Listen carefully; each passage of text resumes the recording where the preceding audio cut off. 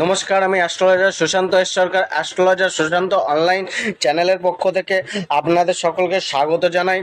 আজকে আমরা আলোচনা করব কুম্ভ রাশি জাতক জাতিকাদের ক্ষেত্রে বৃহস্পতির এই যে রাশি পরিবর্তন, বৃহস্পতি দেব যে বৃষ রাশিতে 1 মেতে প্রবেশ করেছেন এবং একটি বছর থাকবেন, এর প্রভাব আপনাদের জীবনে কেমন পড়বে এই একটি বছর, সেই সম্বন্ধে একটু আলোচনা করব এবং এই বৃহস্পতির রেমেডি সম্বন্ধে আলোচনা করব যে আপনাদের কোন কোন রেমেডি এই বছর করণীয় আপনারা করতে পারেন যাতে বৃহস্পতি দেবের থেকে কৃপা লাভ করতে পারেন, সেটা আমরা ভিডিওর শেষে আলোচনা করব। এবং আমরা এটাও আলোচনা করব যে আপনারা আপনাদের জীবন চর্চা কিভাবে এই একটি বছর করা উচিত। প্রথম কথা দেখুন, বৃহস্পতি চতুর্থ হাউসে গোচর করছে। তো বৈদিক শাস্ত্র মতে চতুর্থ হাউসে বৃহস্পতির গোচর শুভ মানা হয়নি, বৃহস্পতি গোচরকে অশুভ মানা হয়েছে। কিন্তু কেন্দ্রস্থানে যেহেতু বৃহস্পতির গোচর রয়েছে, তো সেক্ষেত্রে অনেকটাই বৃহস্পতি বল মেলে হয়। তো সেক্ষেত্রে নেগেটিভ ফলের প্রাপ্তি হতে পারে, কিন্তু সেক্ষেত্রে অনেকটাই কম হয়ে যায়, বা শুভ ফলের কিছু না কিছু আভাস বা কিছু না কিছু প্রাপ্তি হয়, যেহেতু বৃহস্পতিদেব চতুর্থ স্থানে গোচর করছেন। তবুও ওভারঅল শাস্ত্র বলছে বৃহস্পতি চতুর্থ স্থানে গোচর শুভকর নয়। এবার চতুর্থ স্থানে বৃহস্পতির যে গোচর, আমরা জানি বৈদিক শাস্ত্র মতে যে বৃহস্পতি যে স্থানে বসে থাকে সে ভাবের, যেমন চতুর্থ ভাবে বসে আছে, চতুর্থ ভাবে কিছু না কিছু নাশ, কিছু না কিছু হানি অবশ্যই করে। আর বৃহস্পতি যে স্থানগুলোতে দৃষ্টি দিচ্ছে, যেমন বৃহস্পতি আপনার এখানে পঞ্চম দৃষ্টি অষ্টম স্থানে দিচ্ছে, সপ্তম দৃষ্টি দশম স্থানে মানে কর্মের স্থানে, জীবিকার স্থানে, আয়ের স্থানে দিচ্ছে, এবং নবম দৃষ্টি দ্বাদশ স্থানে মানে ব্যয় স্থানে, বিদেশ যাত্রার স্থানে দিচ্ছে। তো এই ক্ষেত্রে এই সমস্ত যেখানে বৃহস্পতি দৃষ্টি দেয়, বৃহস্পতি দেখে, সেইখানে ফলের বৃদ্ধি ঘটে, যেমন ভাব সেরকম ফলের বৃদ্ধি ঘটে, অনেকটাই শুভ ফল করানোর চেষ্টা করে, শুভ মানে পজিটিভ ওয়েতে করানোর চেষ্টা করে সেই ভাবের ফলকে। যেহেতু বৃহস্পতি, প্রথম কথা আজকে এখন জেনে নেওয়া যাক যে বৃহস্পতির চতুর্থ হাউসে ফল কি হয়। প্রথম কথা, বৃহস্পতির চতুর্থ হাউসে ফল একটি, প্রথম জিনিস হচ্ছে আপনার মধ্যে একটি নার্ভাসনেস ক্রিয়েট করে। আপনি এই সময় একটি নার্ভাস থাকবেন খুবই, হ্যাঁ, একটা মনের মধ্যে ভয়, মানসিক শান্তির কিছুটা অভাব এই সময় আপনার বৃহস্পতি দেব করা। এক্ষেত্রে ফ্যামিলি লাইফে একটা প্রবলেম ক্রিয়েট করবে, আপনার জয়েন্ট ফ্যামিলি বা বাবা মা, হ্যাঁ, এগুলোর সাথে, যেহেতু বৃহস্পতি আমাদের হচ্ছে হাজবেন্ডেরও কারক গ্রহ, মানে স্ত্রীর চাটে স্বামীর কারক গ্রহ হচ্ছে বৃহস্পতি। তো সেই ক্ষেত্রে বৃহস্পতি দেব এখানে সমস্যা ক্রিয়েট করবে, কিন্তু সেই সমস্যাটা অনেক ক্ষেত্রে আপনার ভালোর জন্যই, বেটারের জন্যই, বেটারমেন্ট হওয়ার জন্যই করবে। হয়তো সম্পর্কটাকে আপনার শোধরানোর চেষ্টা করবে, হ্যাঁ, সেক্ষেত্রে হয়তো আপনার মনে হচ্ছে যে আমার ক্ষেত্রে এটা নেগেটিভ, একটা নেগেটিভ ওয়েতে আপনার সেটাকে আপনি নিচ্ছেন, কিন্তু অ্যাকচুয়ালি হয়তো আপনার সেই সম্পর্কটাকে শুধরানোর জন্য বৃহস্পতিদেব এখানে চেষ্টা করছেন। সেক্ষেত্রে হয়তো বিবাদ ঝামেলা কিছুটা বাড়ছে, আপনার মধ্যে জ্ঞানের বিকাশ ঘটছে, আপনার মধ্যে নলেজ বাড়ছে, আপনি একটা শিক্ষা পাচ্ছেন সেখান থেকে, এবং এবং সেই শিক্ষাটিকে গ্রহণ করে যদি আপনি সেটার সম্বন্ধে ডিপলি ভাবনা চিন্তা করেন, পজিটিভ হতে ভাবনা চিন্তা করেন, দেখবেন আপনার সম্পর্ককে আপনি শুধরে নেওয়ার চেষ্টা করবেন, একটা রাস্তা আপনি তৈরি করতে পারবেন, কিছুটা জ্ঞান বিকাশ হবে যে কিভাবে মানুষকে মেনটেন করে, পরিবারের লোকের সাথে মেনটেন করে চলা যায়, কিভাবে স্বামীর সাথে মেনটেন করে চলা যায়, সে এইভাবে একটা আপনি একটা সংকেত বা ইন্ডিকেশন পাবেন। আর এই স্থানে বসে বৃহস্পতি দেব দৃষ্টি দিচ্ছে অষ্টম স্থানে, দশম স্থানে, কর্মে জীবিকা স্থানে, এবং আপনার হচ্ছে দ্বাদশ স্থানে। তো দ্বাদশ স্থানে এখানে 4 আর 10 12 একটা কম্বিনেশন তৈরি হয়ে গেছে। তো এখানে একটা জিনিস এখানে তৈরি করছে, প্রথম কথা যে একটা জবের চান্স, যারা জব খুঁজছিলেন এতদিন ধরে, বা যারা কোনো জীবিকা উপার্জনের রাস্তা খুঁজছিলেন, তাদের ক্ষেত্রে একটা শুভ ইঙ্গিত রয়েছে, শুভ ফল মেলার চান্স রয়েছে, জব মিলে যেতে পারে। জবের জন্য কারোর বিদেশ ভ্রমণ হতে পারে, বা দূরে ভ্রমণ হতে পারে।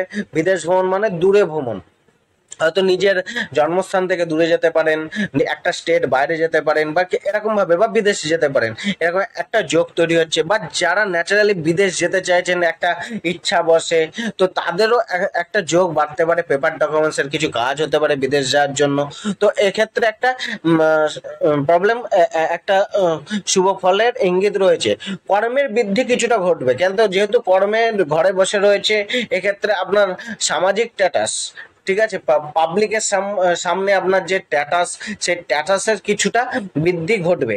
কিন্তু এখানে যে কম্বিনেশনটা তৈরি হচ্ছে, আপনি একটু আলাদা ভাবনা চিন্তা রেখে অর্থ ইনকামের জন্য অগ্রসর হবে। আলাদা ভাবনা মানে, মানে একটু হটকে, যেমন হচ্ছে স্পেকুলেশন থেকে, অর্থাৎ এখানে একটা স্পেকুলেশনের যোগ তৈরি করে, যে লটারি, জুয়া, সাট্টা, শেয়ার মার্কেটের প্রতি মনোভাব আপনার বাড়তে পারে।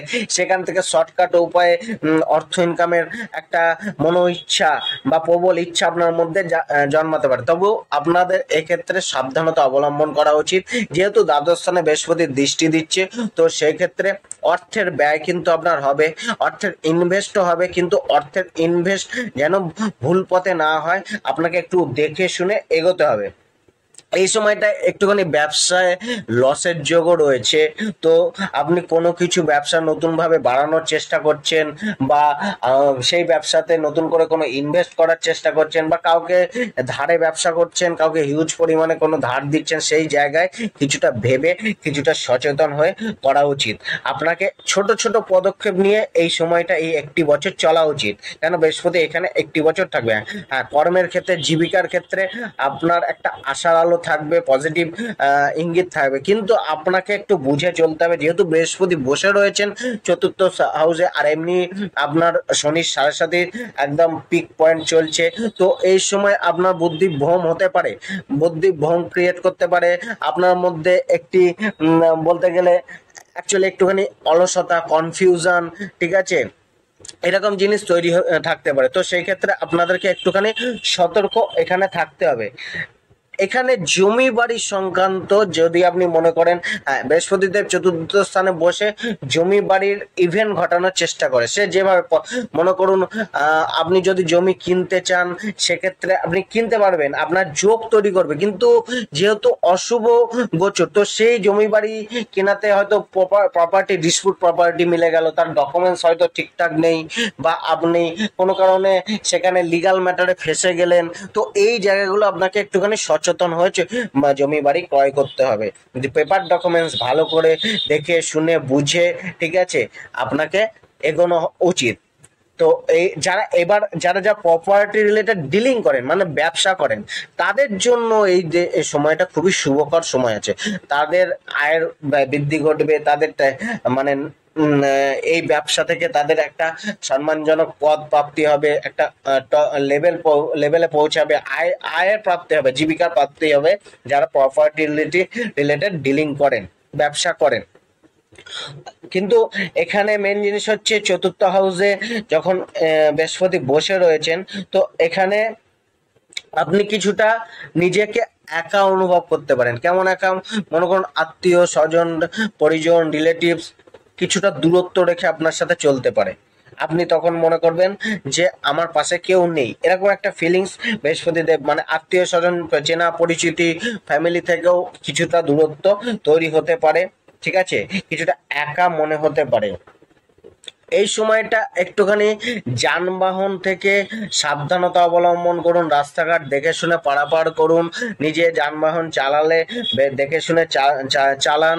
প্লাস হচ্ছে গিয়ে ধারালো কোনো অস্ত্র থেকে কিছুটা ক্ষতি বা কিছুটা সমস্যা আসতে পারে।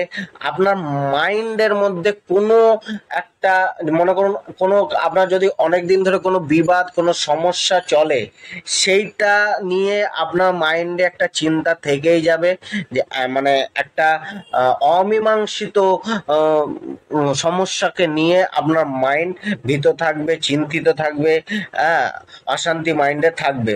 তো সেই বিষয়তেও একটুখানি সতর্ক থাকা উচিত।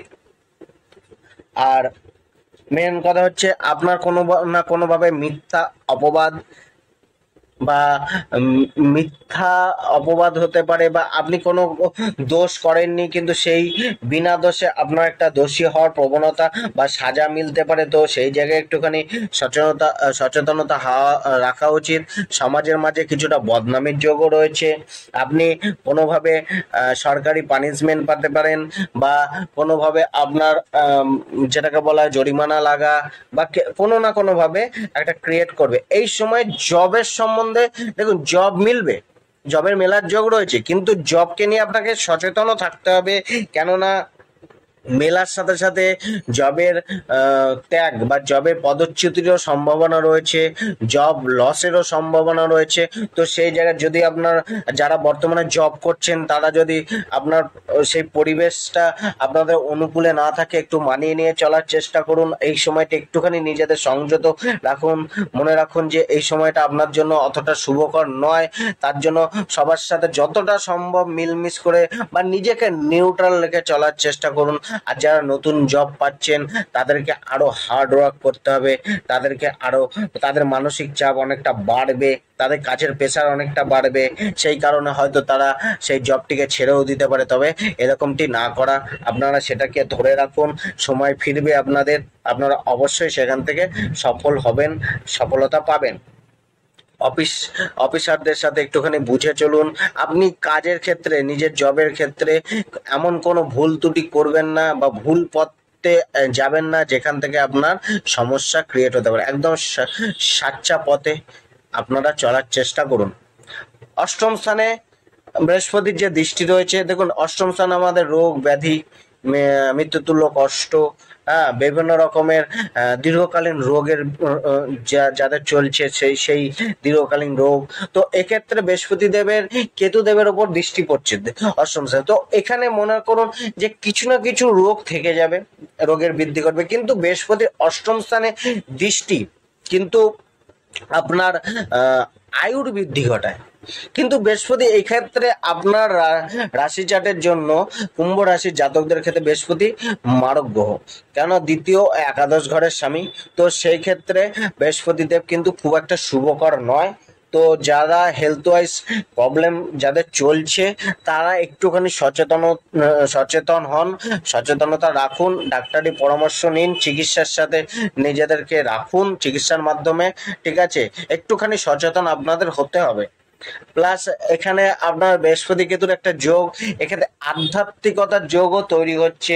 কোনো গোপন রিসার্চ বা যারা রিসার্চ মূলক পড়াশোনার সাথে যুক্ত রয়েছেন, পিএইচডি লেভেলের পড়াশোনা করছেন, বা কোনো ক্ষেত্রে ইঞ্জিনিয়ারিং ফিল্ডে রয়েছেন, মনোবিজ্ঞানের সাথে রয়েছেন, যেখানে রিসার্চ করছেন, বা এই সমস্ত সাইকোলজি, হায়ার সাইকোলজি, এই সমস্ত স্টুডেন্টদের ক্ষেত্রে, শিক্ষার ক্ষেত্রে, আধ্যাত্মিক শিক্ষার ক্ষেত্রে, গুপ্ত শিক্ষার ক্ষেত্রে, গুপ্ত তন্ত্রমন্ত্র শিক্ষার ক্ষেত্রে এই বছরটা খুবই ভালো বছর। আপনারা এর প্রতি ইন্টারেস্টেড থাকতে পারেন, আগ্রহী দেখাতে পারেন, বা আপনারা যদি অলরেডি এটার মধ্যে রয়েছেন তো সেক্ষেত্রে আপনাদের একটা ভালো সময় চলবে শিক্ষার ক্ষেত্রে, এই সমস্ত শিক্ষার ক্ষেত্রে। কিন্তু এই ক্ষেত্রে আপনার দেখুন, ওভারঅল আমরা যে বিচার করলাম, প্রথম কথা বৃহস্পতি এই ক্ষেত্রে খারাপ ফল, পজিশন অনুযায়ী খারাপ ফল দিলেও দৃষ্টি অনুযায়ী বেশ কিছু আমাদের বিশেষ ফল আমরা প্রাপ্ত করছি। যেমন আয়ের একটা, কর্মজীবিকার একটা জায়গা তৈরি হচ্ছে, জবের ক্ষেত্রে একটা জায়গা তৈরি হচ্ছে, ফ্যামিলি লাইফকে শোধরানোর একটা জায়গা তৈরি। হ্যাঁ, প্রথমে কি বলা হলো, নেগেটিভ ওয়েতে মনে হতে পারে, কিন্তু ফ্যামিলি লাইফ শোধরানোর একটা জায়গা তৈরি হবে।